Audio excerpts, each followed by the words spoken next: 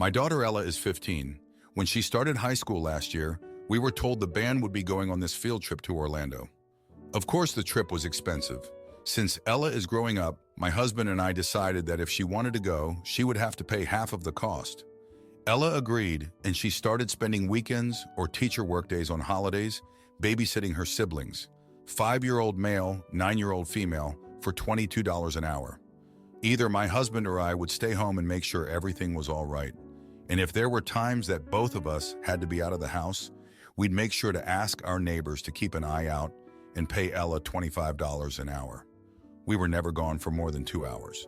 With babysitting, some family members graciously providing her with money to help her out, cleaning, and some money she had already saved, Ella was able to make a good amount of money, which we were so proud of her for, and made sure to voice this to her. Ella was able to make enough money quickly, so we were planning to sign her up for the trip. But earlier this week, I was informed that Ella had been mistreating a girl in her grade for having a mental illness, writing awful notes and putting them in the girl's bag, spreading disgusting and derogatory rumors, posting things about her online. It's a whole mess, and when I was called in, I could barely even listen the moment after I was told my daughter was bullying someone. I thought I had raised her right, told her to treat everyone with respect and kindness. I've never seen any sort of signs or behavior that would ever indicate that Ella even thought badly about others. And now after 15 years, I'm told she fat-shamed a little 14-year-old girl. Her excuse being that someone with an illness shouldn't be allowed to get a higher test score than her. Ella was given a suspension, but it's very short. The school's motto is that they don't tolerate bullying at all, yet it feels as if she was only given a slap on the wrist and told not to do it again. It also feels wrong that I'm thinking this way, but I do think that there should be more done. The girl Ella had been bullying is also in the band, and I'm pretty sure she will be going to Orlando. Would it be wrong if I didn't allow Ella to go on the trip?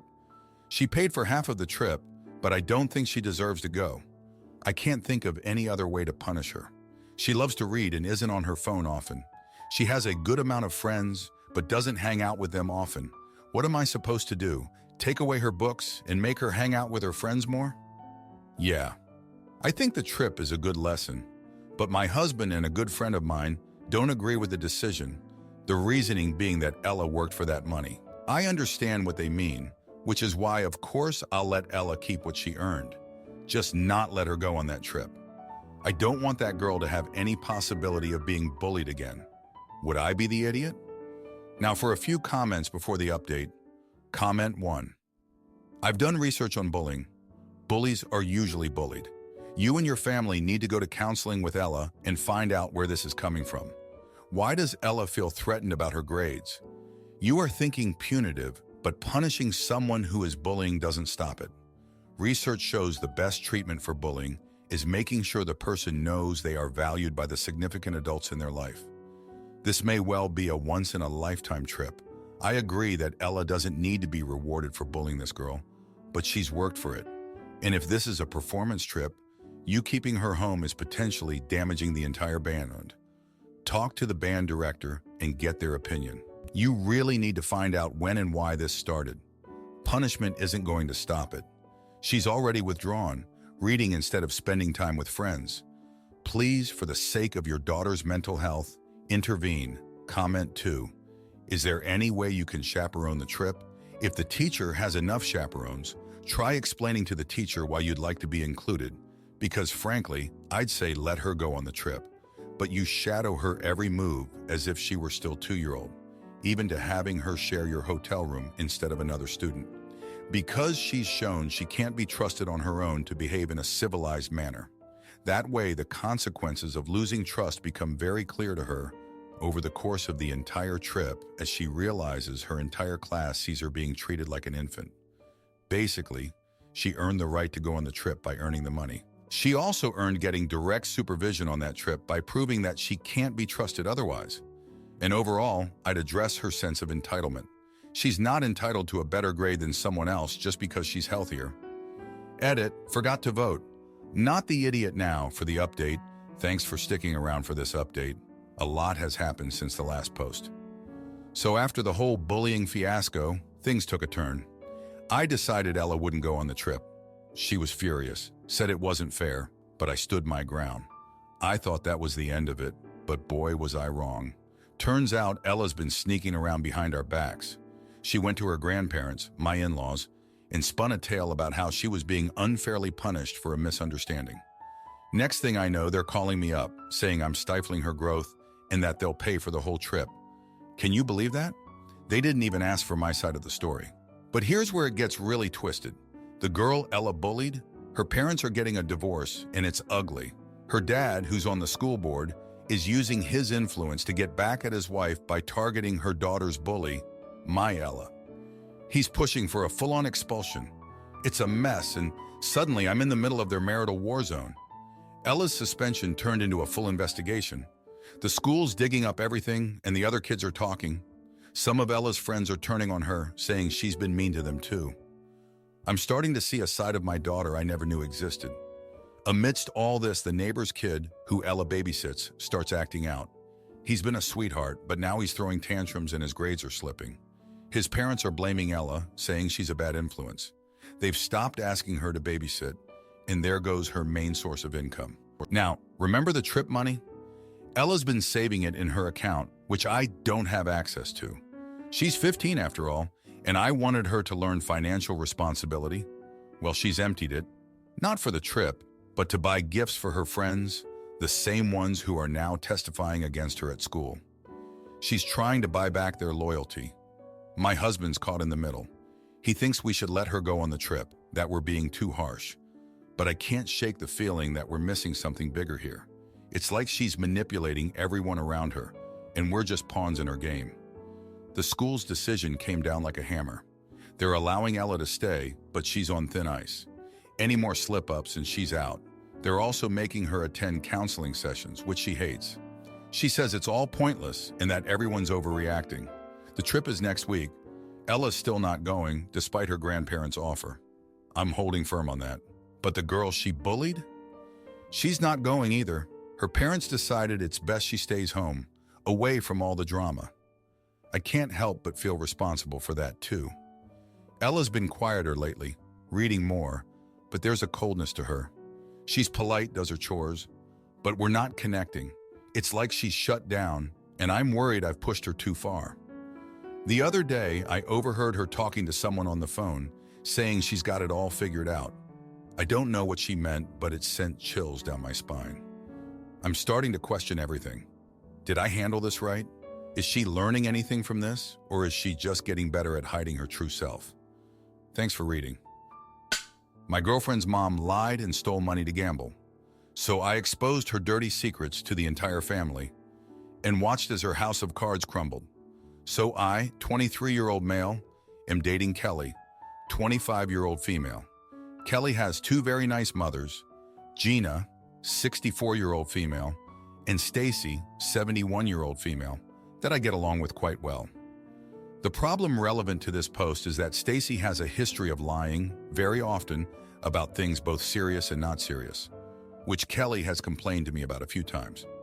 While the lying does bother me, mainly because it hurts Kelly's feelings and stresses her out, Kelly says she's trying to let it go and has just come to accept it as part of her mother's personality. Well, I went to run errands with Stacy last week, and when she forgot her wallet, I thought it was a genuine mistake. She's in her 70s. She's forgetting things. It's no big deal. I'll buy her the couple things she needs, and she'll get it back to me when she can. It wasn't until later that day when I was alone with Kelly and recounting my day that she stopped me and asked if Stacy had asked me to pay for something. I said yes, and Kelly explained that this is something she does to everybody if they agree to go with her somewhere and she has or wants to buy something. She claims she forgot her wallet, asks you to pay, promises to pay you back, but almost never follows through. This was upsetting to hear, as I also don't like to be lied to and had not experienced Stacy lying to me yet. It's also not even about money for Stacy, as she has quite a bit to her name, no debt, and Gina pays most of the bills. Anyway, yesterday Stacy asked me to come with her again for errands because she needed to pick up some things and they're too heavy for her to handle. I agreed, and before we walked out the door I said, "Oh wait, I forgot something," and went and grabbed my jacket. I asked her if she was sure that she also had everything she needed, specifically listing wallet, keys, and phone. She said yes. I asked if she checked before we stepped outside, She said yes again. So on we went, and after the initial errands, we stopped at the drugstore and she ended up asking me to grab her something while I was inside, claiming she forgot her wallet again. The conversation went like this. Me, I thought you said you had everything you needed before we left. Her, I did. I guess I was wrong. Me, you said you checked. Her, I did. Me, so did you lie to me about having your wallet, or did you lie to me about checking for it? Her, I don't know what you're talking about. Me, do you really not have it with you, or are you lying about that too? Her, why are you having an attitude with me? Me, why did you lie to me? Her, it's not a big deal. If you don't want to help me, then I'm going home. Me, I don't have an attitude. I'm just not going to deal with you lying to me. Lying has consequences. She was pissed, to say the least, and gave me the cold shoulder after this. Kelly says she hasn't come out of her room since we got back from errands yesterday. Did I go overboard here? Now for a few comments before the update. Comment 1. When you were standing at the door ready to leave and she confirmed that she had her wallet, you should have hit her then with, "Great, before I take you out on errands today, you can pay me back the money you borrowed last time." That would have covered the previous trip and made sure she actually had her wallet for the current trip. Comment 2. Not the idiot. At best, what Stacy is doing is lying. At worst, she is stealing from you as she promises to pay you back and then doesn't. Lying has consequences, and it is time Stacy experiences those consequences. Now, for the update, thanks for sticking around. So after the whole wallet incident with Stacy, things got even more twisted. I thought I'd seen the worst of it, but boy was I wrong. The next day, Gina calls me, sounding all frantic. Turns out Stacy had taken a bunch of money from their joint account, money meant for their retirement. Gina was in tears, saying she didn't know what to do. Stacy had spun some story about an investment, but Gina was sure it was another lie. I felt a knot in my stomach, thinking about how this would crush Kelly. Kelly was a mess when she found out. She confronted Stacy, and it was like watching a dam burst. Stacy broke down, admitting she'd been gambling. It was a shock to everyone. She'd been sneaking off to some casino, blowing through their savings. Gina was devastated, and Kelly, she was just numb. I didn't know what to say or do. It was like the floor had dropped out from under us, but that wasn't the end of it. The next day, Kelly gets a call from the hospital. Stacy had a stroke. It felt like some cruel joke, like life was just piling it on. We rushed over, and there she was, looking so small and fragile in that hospital bed. The doctors said she was lucky to be alive. It was a wake-up call for everyone. Stacy kept apologizing, saying she never meant for any of this to happen. I saw a side of her I hadn't seen before, vulnerable, scared. In the midst of all this chaos, Kelly did something unexpected. She took charge, like she was trying to hold all the broken pieces together. She started looking into rehab programs for Stacy, talking to financial advisors to help Gina manage what was left of their money. I saw strength in Kelly I never knew she had. It made me look at her in a whole new light, and then just when we thought we'd caught a break, another bomb dropped. Gina found out that Stacy had taken out a second mortgage on their house without telling her. It was like a betrayal of the highest order.